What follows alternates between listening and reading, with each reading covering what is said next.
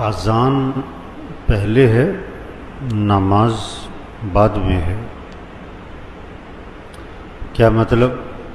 حکم پر آدمی بعد میں آتا ہے، دعوت پہلے ہے. حکم بعد میں ہے، دعوت پہلے. حکم میں جو جان آئے گی نا وہ دعوت سے آئے گی. بچہ جب پیدا ہوا تو سب سے پہلی چیز اس کے کان میں اذان دی. اذان دعوت ہے. سب سے پہلی بات جو کان میں ڈالی وہ اذان ہے. اچھا، پھر سب سے پہلی آواز ہر محلے میں، ہر گاؤں میں، ہر بستی میں سب سے پہلی آواز جو گونجتی ہے وہ کیا ہے؟ اذان. اذان دعوت. اذان کے بعد جو دعا ہے اس میں کیا کہا؟ اللہم رب ہذہ الدعوۃ التامہ. اذان کو کیا کہا؟ دعوت تامہ. اذان روزانہ ہے، اس کا مطلب کیا ہے؟ دعوت روزانہ ہے. اور اذان دن میں بار بار ہے، 5 مرتبہ. کیا مطلب؟ دعوت بار بار دو. دیکھو سب کو پتہ ہے نماز فرض ہے، پھر اذان کیوں ہے؟ پھر اذان کیوں ہے؟ اس کا مطلب ہے پھر یاد دہانی کرو، پھر یاد دہانی کرو. اذان غیر مسلموں کے لیے نہیں ہے. کس کے لیے؟ مسلمانوں کے لیے. ایک طبقہ کہتا ہے نا جی دعوت غیر مسلموں کو دو، تو اذان تو دعوت ہے. اور یہ کس کے لیے؟ مسلمانوں کے لیے. مسلمانوں کے لیے. اور مؤذن کے ذمے کیا ہے؟ اذان دینا ہے.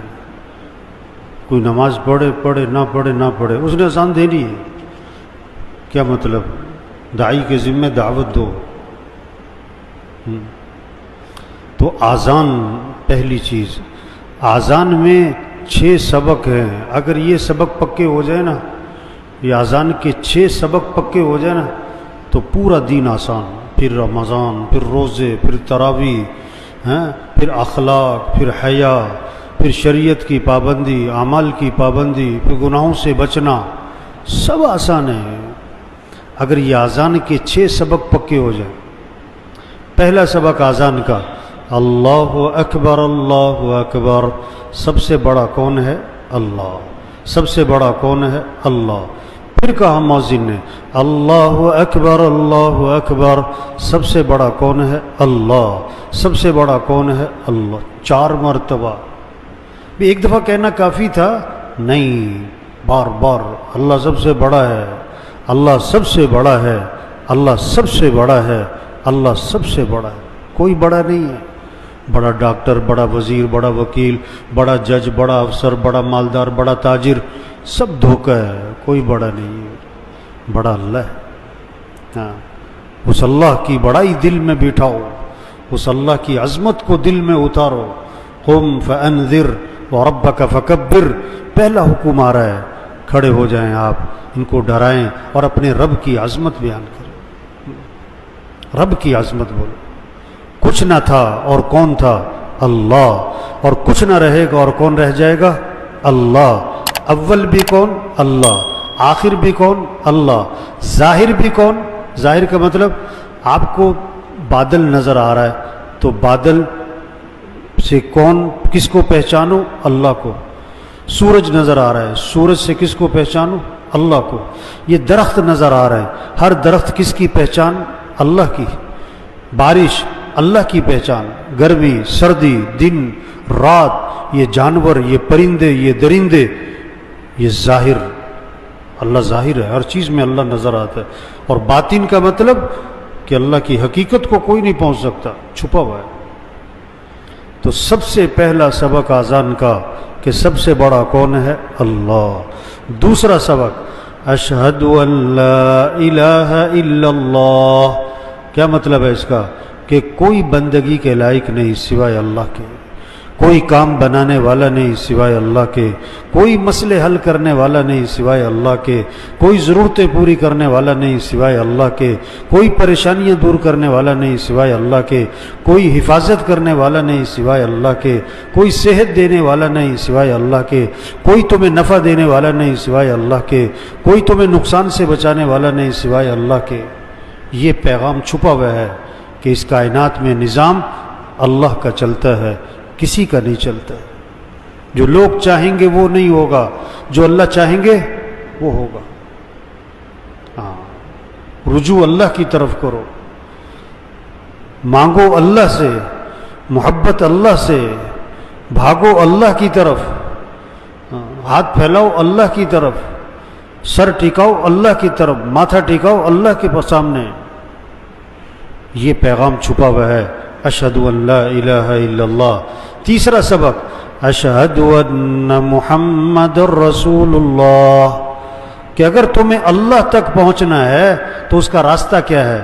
حضرت محمد صلی اللہ علیہ وسلم کی اتباع کرو۔ ایک ہی راستہ ہے اللہ تک پہنچنے کا، ان کنتم تحبون اللہ فاتبعونی، اگر تمہیں اللہ سے محبت ہے تو کیا کرنا ہوگا؟ نبی کی اتباع کرنی ہوگی۔ ما آتاکم الرسول فخذوہ وما نہاکم عنہ فانتہوا، اللہ کے رسول جو کرنے کو کہیں کرو، اور اللہ کے رسول جس چیز سے روکے رکو۔ یہ دین ہے۔ ساری خیریں، برکتیں، بھلائیاں، خوشیاں حضرت محمد صلی اللہ علیہ وسلم کی اتباع میں اللہ نے چھپا کے رکھی ہے۔ ہاں، یہ پیغام دے رہا ہے مؤذن، اشہد ان محمد رسول اللہ۔ محمد صلی اللہ علیہ وسلم کی اتباع کرنا، نبی کی چال چلنا، نبی کو اپنے لیے نمونہ بنانا، یہ ہیں تمہارے لیے اسوہ، یہ ہیں تمہارے لیے نمونہ، ان کو سامنے رکھو۔ ہاں، اللہ نے سب سے اونچی شان والے نبی دیے، سب سے اونچی شان والے، جن کی شان کو درخت بھی پہچانے، پہاڑ بھی پہچانے۔ حضرت علی رضی اللہ عنہ فرما رہے ہیں، میں حضور صلی اللہ علیہ وسلم کے ساتھ مکہ مکرمہ میں جا رہا تھا، اب جس درخت کے پاس سے گزرتے اس درخت سے آواز آتی السلام علیکہ یا رسول اللہ، جس پہاڑ کے پاس سے گزرتے پہاڑ سے آواز آتی السلام علیکہ یا رسول اللہ۔ درخت بھی پہچانے، پہاڑ بھی پہچانے، ایسی شان والے نبی۔ ان نبی کی اتباع کرو، ان کو نمونہ۔ آدمی کسی نہ کسی کو فالو کرتا ہے نا، کسی نہ کسی کو بڑا بنا کے چلتا ہے، تو نبی کو بڑا بناؤ، نبی کی اتباع کرو۔ اپنی شکل، اپنی صورت، اپنی لباس، اپنی کمائی، اپنا خرچ، اپنی زندگی، ہر چیز میں نبی کی اتباع کرو۔ یہ پیغام دے رہا ہے مؤذن۔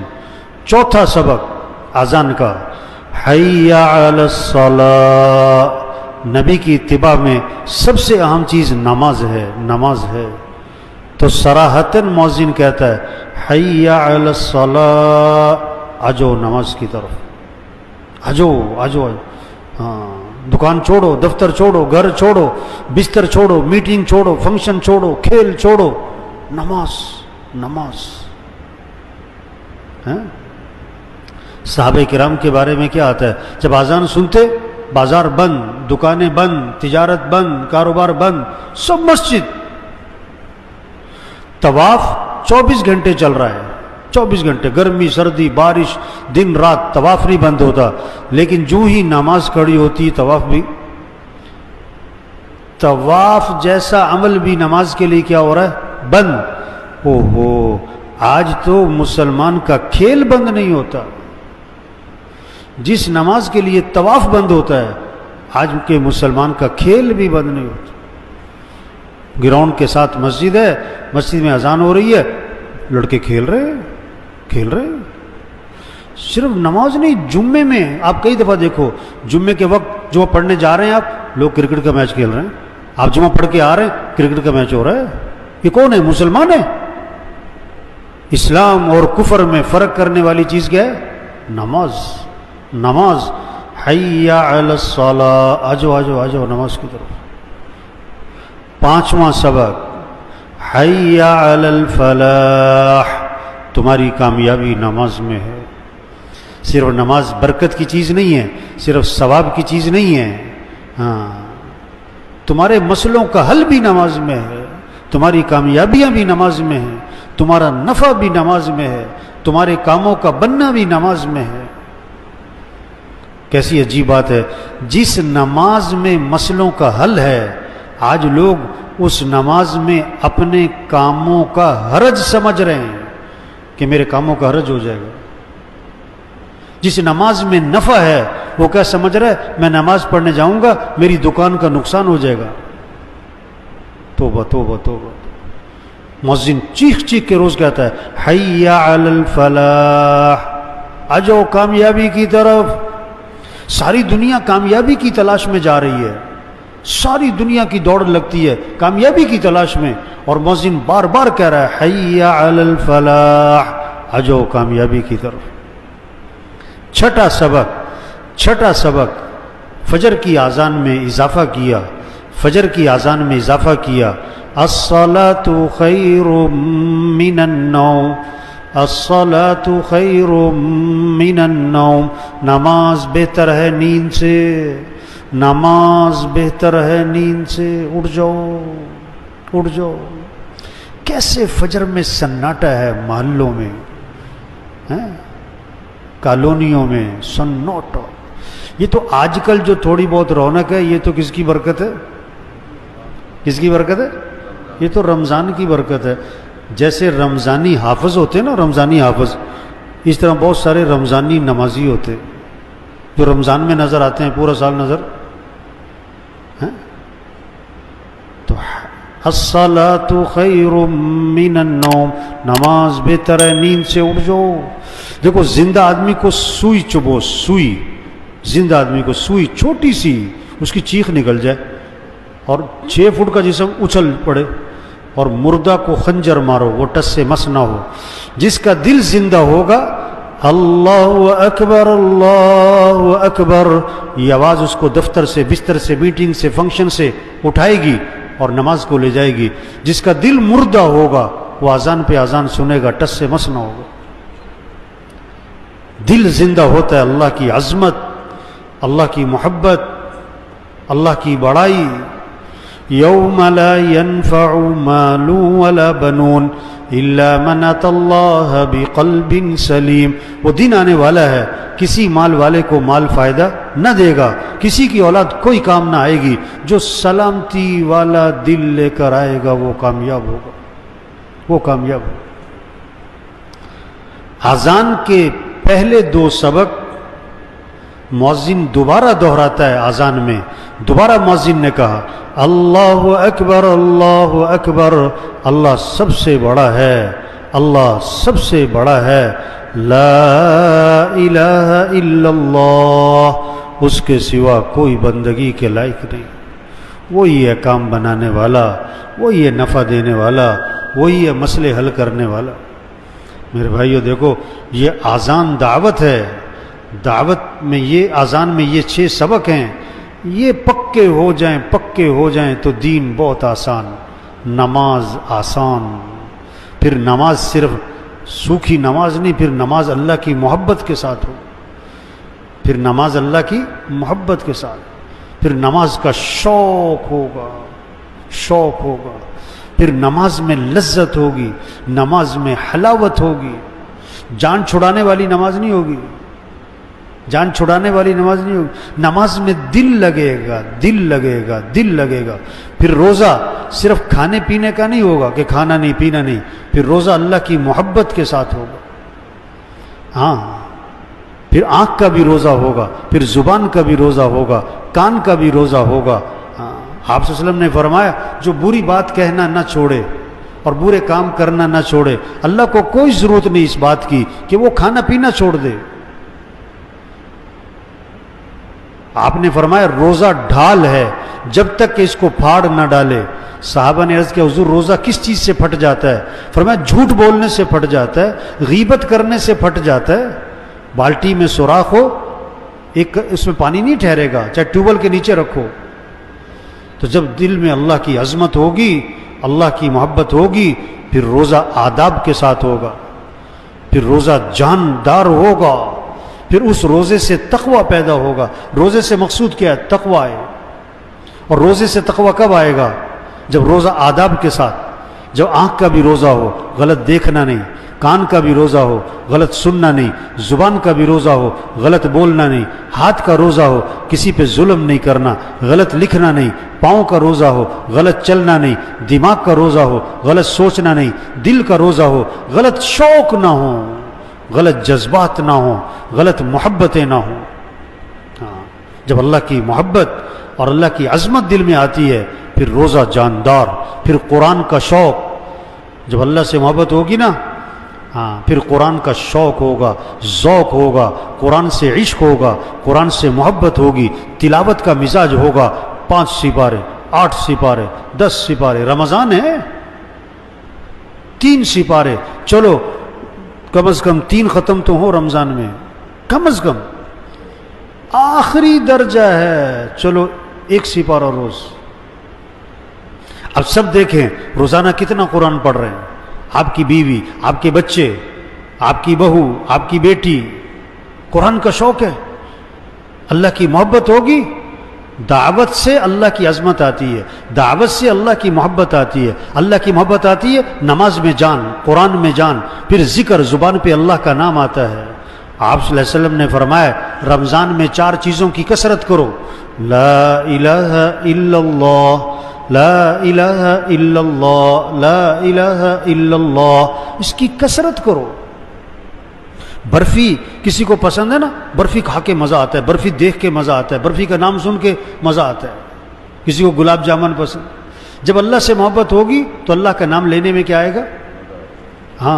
پھر مزے سے کہے گا لا الہ الا اللہ، لا الہ الا اللہ، لا الہ الا اللہ، لا الہ الا اللہ، لا الہ الا اللہ، پھر ذکر میں لذت، حلاوت۔ رمضان میں کثرت کرو لا الہ الا اللہ۔ دوسرا استغفار کی کثرت کرو، استغفر اللہ ربی من کل ذنب واتوب الیہ رب اغفر وارحم وانت خیر الراحمین لا الہ الا انت سبحانک انی کنت من الظالمین۔ چھوٹا سا استغفار، استغفر اللہ استغفر اللہ استغفر اللہ۔ تیسرا رمضان میں اللہ سے جنت مانگو۔ کامیابی کس کا نام ہے؟ جنت کا مل جانا۔ بڑا کاروبار بنا لینا، بڑے گھر بنا لینا نہیں، جنت میں چلے گئے کامیاب ہیں، جہاں ہر خواہش پوری ہوگی، ہر نعمت ملے گی، جو مانگے گا دیا جائے گا۔ چوتھا رمضان میں جہنم سے پناہ مانگو، اے اللہ جہنم سے بچا۔ ناکامی کس کا نام ہے؟ جہنم میں چلا گیا، دنیا کا بادشاہ، دنیا کا بڑا مالدار، بڑا سیٹھ، بڑا واہ واہ، مر کے جہنم، ناکام، کہ اللہ جہنم سے بچا۔ تو بھائی اللہ کی عظمت اور محبت جب دل میں ہو پھر ذکر، پھر آدمی کے اندر تواضع آتی ہے۔ یہ اکڑنا جو ہے نا، اکڑنا کس کی علامت ہے؟ مردے کی۔ مرتے ہی کہتے ہیں نا ہاتھ سیدھے کر دو، پاؤں سیدھے کر دو، آنکھیں بند کر دو، کیوں؟ اکڑ جائے گا، اکڑنے سے پہلے جب آدمی کا دل زندہ ہوتا ہے آدمی میں تواضع ہوتی ہے، عاجزی ہوتی ہے، نرمی ہوتی ہے، معاف کرنا ہوتا ہے، طبیعت میں سختی نہیں ہوتی ہے۔ اللہ کو بندے کی عاجزی بڑی پسند ہے۔ کتنی اکڑ ہے آج، توبہ توبہ توبہ۔ اگر اکڑ نکل جائے کیسا خوبصورت ماحول بن جائے۔ تو بھائی دیکھو حضور اکرم صلی اللہ علیہ وسلم آخری نبی ہیں، قیامت تک کوئی نبی، بولو بھائی، قیامت تک کوئی نبی۔ اب یہ دعوت کا کام، تبلیغ کا کام، یہ کس کے ذمہ ہے؟